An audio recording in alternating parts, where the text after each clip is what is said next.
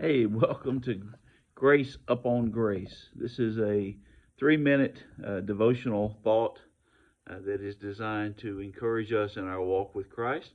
Hope that you enjoy it. Today we're going to be looking at 2 Corinthians 12, verse 9. Paul was going through a struggle and he prayed and asked the Lord for help. And the answer that the Lord gave him was not the one that he probably wanted. The Lord said, "My grace is sufficient for you, and my power is made perfect in weakness." See, God's grace and his power work together. Grace is sufficient. It is enough. And there are seasons in our life where we go through difficulty. There are times that we go through struggles and it does not seem like, it does not feel like we're going to make it.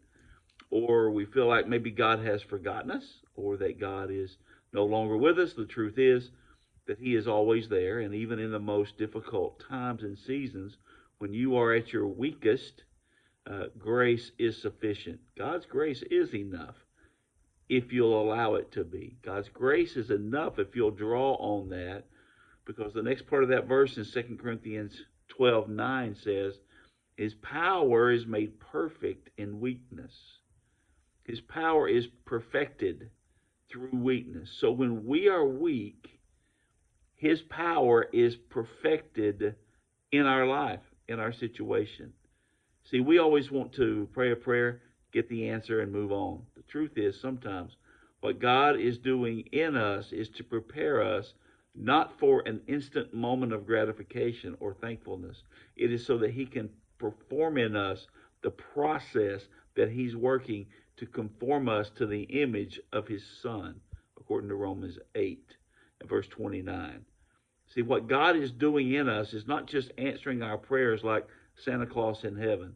What God does is he develops and works in us to get us from the point of our salvation, where we're delivered from our sin, where his grace trains us and teaches us how to live in this present world. And he has a purpose for us. Everybody's purpose is different, and so everybody's training is going to be different. God has different reasons that he has us where we're at right now.